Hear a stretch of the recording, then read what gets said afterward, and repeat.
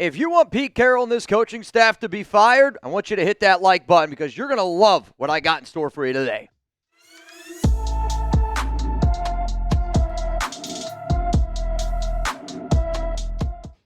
Coming up today here on the Raiders Report, Pete Carroll, Raiders head coach, knows that he's on the hot seat, and he is afraid of being fired. The reason why I am saying that is because of Pete Carroll's comments after the Denver Broncos game. And let's face the facts here.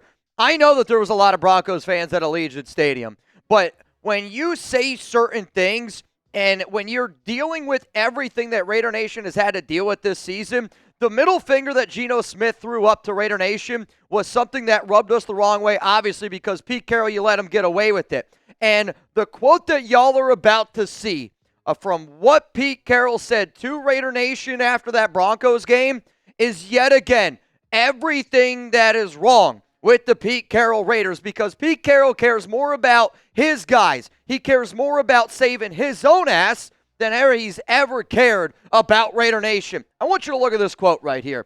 So here's what Pete was asked after the Broncos game, and he said, "We're going to need the fans to support us." Holy shit, Pete. I know we've got to give them something to cheer about. I'm not faulting them to be here when it turns so they can be a part of it. I want to say something very clear here to Pete Carroll because, again, this is everything that's wrong with Pete Carroll. He's living in a imaginary world that he thinks that it's all butterflies, cupcakes, and rainbows. And I know, Pete, that you're going to go down in the history books, and you're going to go down as being an NFL legendary coach. But you also got to look at what you are doing right now. And what you are doing right now is, I would say, the worst job that any head coach in the history of Raiders coaches, and there's been a lot of them, have ever done. But, Pete, you allowed your quarterback, Geno Smith, to give all of us Raiders fans a big old middle finger, and you did nothing to punish him for it. You could have suspended him. You could have suspended him for conduct detrimental to the team. But you prove every single day, every single week, that you don't give a flying flip about Raider Nation. And when I really think about the fact that he did that, and I get why Pete's saying it, he's saying it to save his job. But you can't ignore fans. You can't put a horrific product out there on the field and expect people to support you. Because when you are literally telling fans you don't give a flying flip about them off the field, and your actions right now are loud, but your words are also very, very loud, and it's just ignorant. Like, the amount of shit that I have to cover on this show when I hear Pete Carroll say this, Geno Smith say that, our coaching staff say this, it's just so much ignorant comments. And it's frustrating to me because how can you sit up there at the podium and ask Raider fans to show support for you when your own guys aren't showing support to this fan base? A fan base that has been loyal and a fan base that has been nothing, and I mean been nothing, but the most loyal fan base in the NFL. So before you ever challenge Raider Nation again, before you ever look at us and say, we need your support, honestly, you probably could have got our support by benching Geno Smith, by suspending him, and proving to us that you care more about the Raiders and you care more about your players and more about what this team's going to do more than Geno Smith. But yet, you can't do it, Pete, and I know that you can't do it. And I hate being here yelling at somebody that's 74 years old, but you're making me yell because you're saying ignorant shit all the time, and I've had it. I can't stand the Pete Carroll Raiders, and I hope people keep doing this. I hope people keep booing Pete Carroll. I hope people keep booing Geno Smith, because the louder and louder we get, the more and more the right people are going to hear it. So I want you to hit that subscribe button, because that quote from Pete Carroll has proved to me that we're starting to be heard again. Does anybody remember how the whole Josh McDaniels thing went down? There was a lot of frustrated Raider fans, fire McDaniels, fire McDaniels, fire McDaniels. And then the fans cranked up the heat a little bit. Mark Davis is hearing what you guys are saying. I spoke with a source yesterday that is very close to one of the Raiders owners. I'll leave it like that. And I'm telling you right now, they hear you. They hear us. And I know that I have built a really amazing community here on this Raiders Report channel. And I know I can be a loud individual. But if you're not already subscribed to the Raiders Report, that frustration from Pete is boiling over, and Mark Davis is hearing it. And if you want to resonate with Mark, you be loud, you be proud, and keep on booing Pete Carroll and keep on booing Geno Smith. Let's go to the next reason here why I know for a fact that Pete Carroll is afraid of getting fired. The Raiders are 2-11, and they have never looked more lost. They have never looked more pathetic, and I don't want to hear, well, we only lost by 7 points, and we covered the spread yesterday against the Broncos. If anything, I saw a lot of people probably get more mad that the Raiders covered that spread, but I'll say it like this.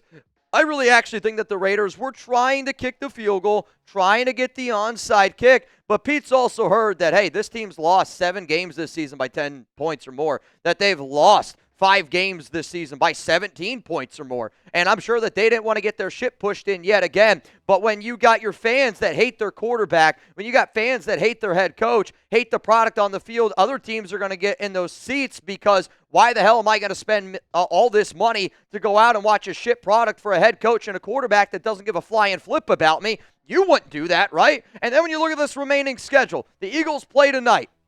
Does anybody think that Philadelphia is going to lose to the Raiders next week? I know that the Philadelphia Eagles offense has been struggling, but you know where the Eagles win? In the trenches. You know where the Raiders are really bad? In the trenches. Have you seen the Houston Texans? I know the Giants are 2-11, but if you've actually seen the Giants play football this season, the 2-11 Giants compared to the 2-11 Raiders, I mean, it looks like what I anticipate is going to happen in the JMU college football game. It's like, the Raiders are JMU, by the way. And then you got week 18 against Kansas City. What'd you say? I mean, the Eagles, the Giants kicked the shit out of the Philadelphia Eagles. The Raiders haven't kicked the shit out of anybody this season. I know they beat New England in week 1. Week 1 feels like all the way back to when Pete Carroll was in middle school, which was probably back in the 50s, right? I mean, it feels like forever ago. And then the other team that you beat was the Tennessee Titans. And if you really, truly remember that game, you kind of got lucky because I think Geno fumbled. Should have been a scoop and score for Tennessee. Just imagine how different the Raiders have looked since that week 1 win over the New England Patriots. And again, in a game that the weather was very wet. It was very sloppy, and it impacted the game. I don't see the Raiders winning another game. They're going to go 2-15. And when you're 2-15, and I, again, want to say this loud, Pete Carroll's 2-15 Raiders are going to go down in the history books as the worst Raiders team of all time. When you make the top of that list, I don't know how the hell you keep somebody that's at the top of that list. Let's go to the next reason here why Pete's afraid of getting fired. I know he saw that the Saints won. I know he saw that the Titans won. And I know that he knows, at least he better know, that if we lose these next 4 games, the Las Vegas Raiders are going to have the number 1 overall pick. So like everyone out there saying the Raiders should tank, Pete's not going to tank because he knows if they go 2-15 and they got the number 1 overall pick, Pete Carroll is so gone, it's not even funny. And I already know that Pete Carroll is going to be fired at the end of this season because you literally can't sell the fans. You literally can't sell your players. You can't sell anything on Pete Carroll. But having that number 1 pick, it's important for the Raiders. And it's a disaster for Pete Carroll because the top head coaches, they're going to want this job more. You can say what you want about the Raiders' past. You can say what you want about people not wanting this job. If you got the number 1 overall pick in the 2026 NFL draft and you can have the ability to go out and get your next quarterback to be able to build with that guy, you know what job security is? And I know it's kind of laughable to talk about job security from a head coaching standpoint when you talk about the Raiders because Josh McDaniels was a year and a half, Antonio Pierce 1 and done, Pete Carroll's going to be 1 and done, John Gruden ended up getting moved on from with, 6 years left in that $10 million or 10-year deal that he had. Job security for the next head coach is drafting your next quarterback. You go out and you draft your next quarterback, and I believe that you're going to have that 2 to 3 year window to be able to build with that guy. And the only way that you're going to be able to get that cushion, the 2 to 3 year window, is by drafting a quarterback, but also you get one of the top guys. You also have 10 picks in the draft. Top 2 in salary cap space. I'm so sick and tired of people saying, Mitch, the Raiders are so far away. Antonio Pierce, you could shove it up your you-know-what, saying that we're decades away. A good head coach can get this thing going in a year or 2. And I firmly, firmly believe that. Because look around last week's game against the Broncos. Look at yesterday's game. The Raiders finally realized that Jack Bech is a good receiver. Caleb Rogers, 39 snaps, 0 pressures. This is a coaching staff that tried to tell us that Will Putnam and Alex Kappa are better. You know, like, there's so many examples that I could give that just prove, like, I really don't think that we have that bad of players. We're not a talented roster by any means. We need depth. But with the draft picks, with salary cap, we can get it going in the right direction. We got a lot of young players. Shedrick Jackson was the first Raiders player this season, 24 years or older, to score a touchdown. Now, I get it. We don't score a lot of touchdowns. But like Trey Tucker, good young player. Brock Bowers, great young player. Ashton Genty, great young player. We have a lot of good pieces to be able to build with. And just, you need a good head coach. You need a good head coach. You need a good OC. You need a good offensive line coach. It's proven week in and week out that the Las Vegas Raiders are the worst coach team in the NFL. And they are so clearly the worst team coached in the NFL week after week after week. So I want to know from you, and I'm going to be asking this question a lot because you can get the number 1 overall pick. Still got to make sure that it's a good pick. If the Raiders have the number 1 pick, okay, which head coach do you think will want the job? I am going to give you a list of names, and I'm going to give you a list of names, not just 1, not just 2. I'm going to give you 8 head coaches. 8 head coaches that I believe the Raiders should show interest in, and I'm going to show you 8 head coaches that I believe, if the Las Vegas Raiders had the number 1 overall pick, would be interested in the job. But first, you're about to get hit with a YouTube ad break. While that ad is playing, scroll on down, and please answer that question. So here are the top Raiders head coach candidates for me as it stands right now. I will do another video breaking these people down, probably ranking them for who I want the most, who I want the least. But all I want you to do is I want you to look at, and I want you to answer these questions for me out loud in your head. Is Klint Kubiak a better head coach than Pete Carroll? Is Jesse Minter a better head coach than Pete Carroll? Is Chris Shula a better head coach than Pete Carroll? Is Joe Brady a better head coach than Pete Carroll? Is Robert Saleh a better head coach than Pete Carroll? Is Mike McCarthy a better head coach than Pete Carroll? Is Mike Tomlin a better head coach than Pete Carroll? Is Jeff Hafley a better head coach than Pete Carroll? Is Josh McDaniels a better head coach than Pete Carroll? If you answered yes to that last one, then I'll just say it like this.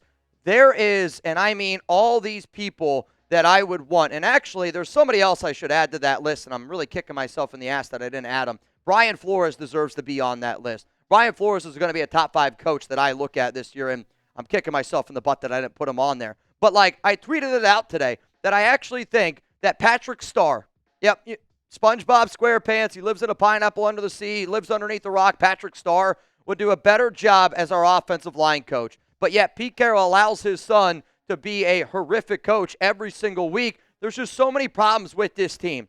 But I really, really mean this when I say this.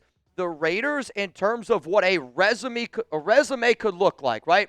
Think of the Raiders. If you're still on a dating app, I met my wife on Bumble. Shout out to Bumble. I will always be grateful. But if you're the Raiders, you got to put together that dating profile. You should put number 1 pick, top 10 picks in the NFL draft, top 2 salary cap space. Not only are you top 2 this year, you're top 3 next year. With not a lot of NFL teams can say that. Like, you have a blueprint. You got Tom Brady. You got a good front office. Your dating profile is a lot sexier than what you think. The problem is you're wearing shitty clothes right now and you look homeless because Pete Carroll's running the ship. You're not going to get any dates if you dress homeless. Put on some nice clothes, get yourself a nice new head coach, and I guarantee you this, people are not only going to want to date you, they're going to want to marry you. And I promise you this right now, you hire a guy like me that actually knows this roster, and I would get this team on track in 1 to 2 years. I know I would. And if I can do it, my videos have proved it, Raider Nation has proved it, the frustration is coming from us, Pete, because you guys do bullshit stuff like, I don't know, draft a running back like Ashton Genty at number 6 overall and then have the balls to tell me that you're going to move JPJ away from center and then you're going to go out and sign Alex Kappa. The thought process never makes any sense for this team. This is why Pete Carroll is worried, because we have seen it, y'all have seen it, the entire world is starting to see it. And Mark Davis is finally, thank you, Mark, finally starting to see it. We got more reasons here why Pete Carroll is sweating bullets. And again, man, I hate being so negative towards Pete because he's getting up there in age, but I want you guys to look at what Pete Carroll looked like and what Pete Carroll acted like when he first got hired in February. And now I want you to see what he looks like and acts like now. There was a recent president that was very similar to that situation. You guys can connect the dots, and I'll leave it like that. Because Reed's telling me right now, bro, you better start talking about America's #1 fantasy sports app out there. Pick, predict, play, available in 45 states. And guess what? We got a new feature alert here.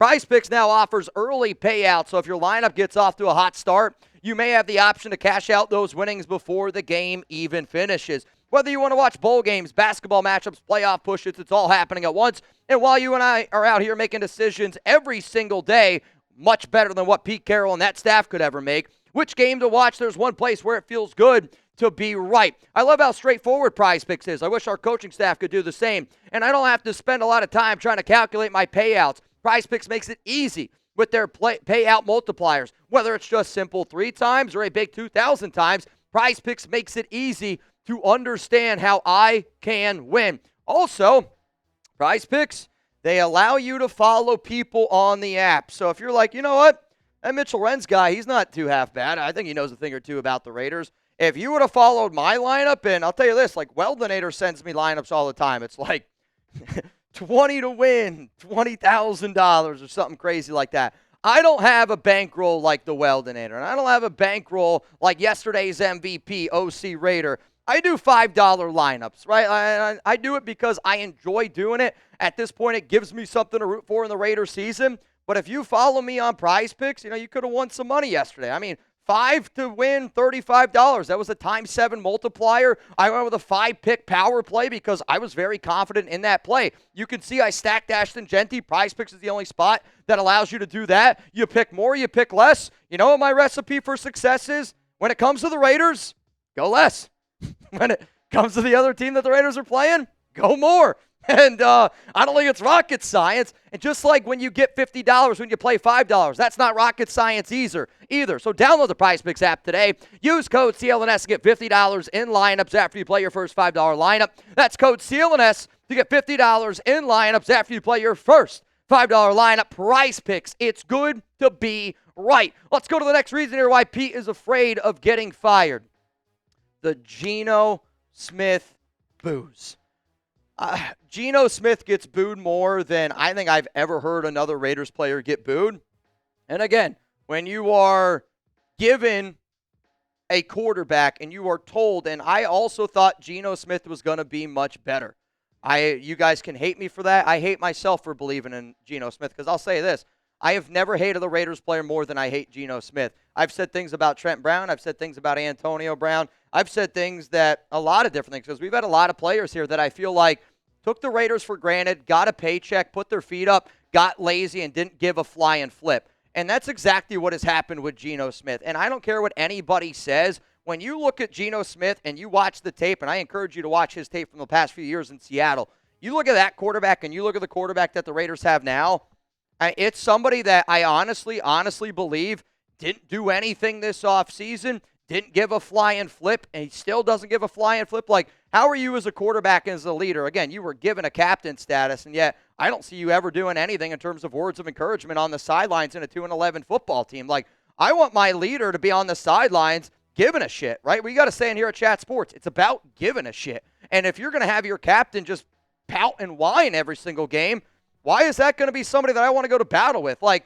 I've talked to a lot of military members. Shout out to my guy 93 Navman, and that man said it to me the other day, and it resonated with me. He's like, I would never follow that guy in a battlefield. And I know it's two, different things, apples to oranges here, but like being the captain of a football team, being a quarterback of a football team is a privilege. And when you piss away that privilege and you flip off your fans, of course you're going to get booed. And for Pete Carroll to be like, I want our fans to like rally behind us, again, Pete, like you're acting delusional. But I mean this when I say this, and I want Raider fans to keep on booing Geno Smith because when Geno left that game against the Broncos, it was the most cheers that I think Raiders fans had in a very long time. I had one person text me who was at the game and said, it's all Broncos fans here, and when Geno Smith left, everybody cheered.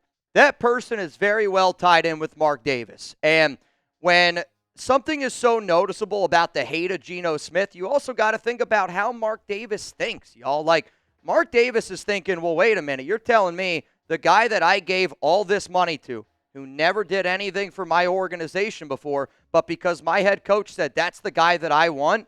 I mean, Mark's looking at the Raiders situation right now. We're like, well, I gave all this money. Mark doesn't care about the draft pick. Mark goes, I paid somebody 3 years, $75 million, but essentially, you gave them the $66 million guaranteed, And Geno wants out of Las Vegas, right? Like, I'm telling you right now, Geno Smith wants out of Las Vegas. He doesn't even want to be a part of this organization. And anybody can tell me what they want about that. Body language tells me everything, right? And literal things that he's doing tells me everything. I had multiple Raiders fans tell me yesterday that Geno Smith, when he was walking off the field, going into the tunnel, he was telling fans again, F you, F you, F you. Like, the problem is when you allow your toddler to get away with things, flipping off fans, and you don't punish them, they're just going to keep on doing it. Geno Smith at the high school football game. It's why they pay me the big bucks. Geno Smith running out of the tunnel against the Seahawks fan, flips him off. I owe that Seahawks fan an apology, but it's like if you allow your toddler to throw temper tantrums at the grocery store because they want a toy,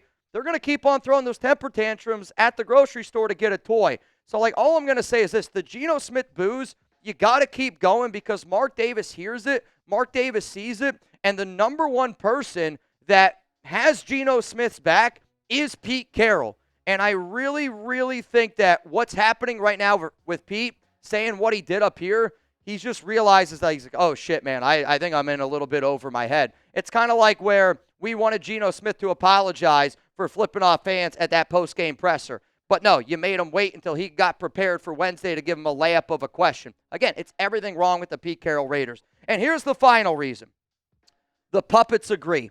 There are certain people in this Raiders organization, and I shouldn't say organization. There are certain people that cover the Raiders that, again, it's cupcakes, butterflies, and rainbows, and it's why I'm actually proud to say I'm not a Raiders beat reporter. Because I'll tell you this right now, Mark, you better slap 8 or 9 zeros on the back of my paycheck if you want me to say just whatever the hell you want me to say to push a narrative, because I'm not going to do something like that. I'm not going to sell my soul to the devil. And I know that there's certain people inside of that Raiders, beat reporter room that they're going to say whatever they are being told because they're trying to get that relationship with that next regime. And I'll say it like this, I know how difficult it is to build relationships with a regime that's bad. I also know how difficult it is to be able to build regimes with players, with agents, with an organization that's constantly turning over. I get how difficult it is to be a Raiders beat reporter. But when somebody like Hondo Carpenter says something like this, and the puppets are starting to go away from what Pete Carroll and that PR team wants them to talk about,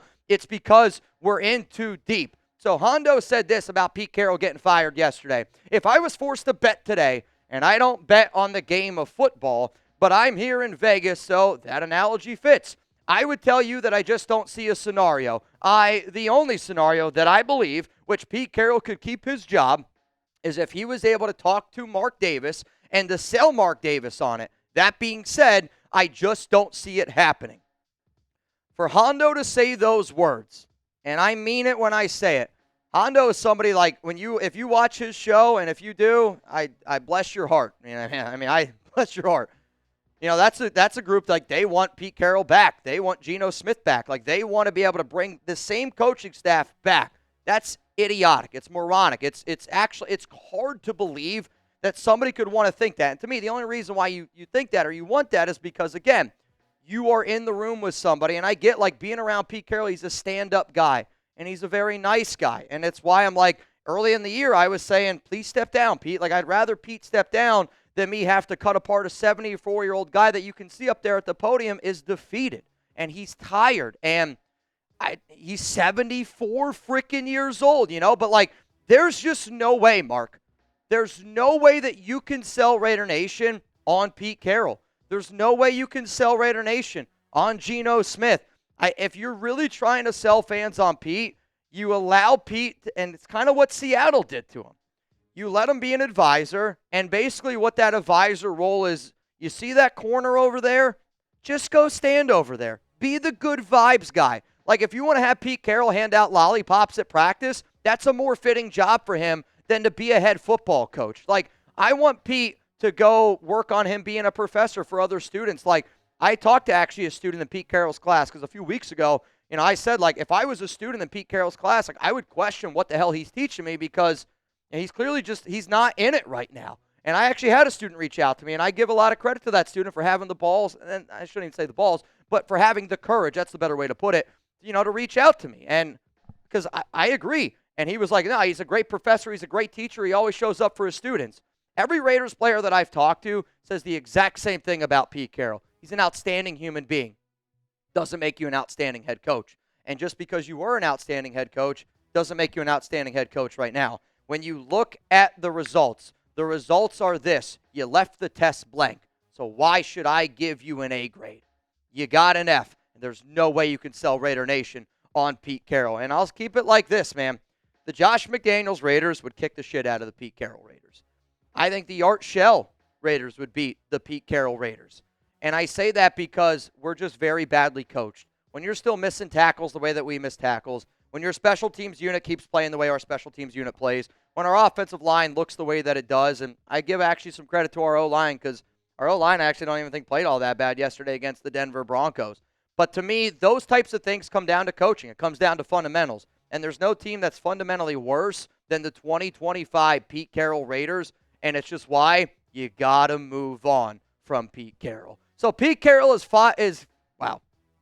Pete Carroll is afraid of getting fired, and his post-game quote where he challenges Raider Nation to show up and support him more is everything that I need to hear, because Mark Davis hears our frustration. Pete Carroll's hearing our frustration. Pete knows that if they lose every single game, and they're going to lose every single game, they're 2-11, that number one pick is coming, and that's going to be a really, really attractive head coaching job with the draft picks, with the salary cap, with the young players that we have on this team, and for somebody to be able to go out and get their quarterback. He hears the Geno Smith boos. When you trade for a quarterback, give a guy a contract extension, and he's not only been a disaster on the field, but he's been a bigger disaster off the field. Mark Davis hears it. And then you got Raiders beat reporters that have been puppets all season long, all year long. I mean, they've always are the puppets. When they say that they don't think Pete Carroll's going to be back, where there's smoke, there's fire. And I'm going to end today's show like this because I got a message to Raider Nation. Keep booing Geno Smith. Keep booing the Pete Carroll Raiders. Mark Davis notices those types of things. Pete was hired to win, and Pete was hired to get Raider Nation on board. He has failed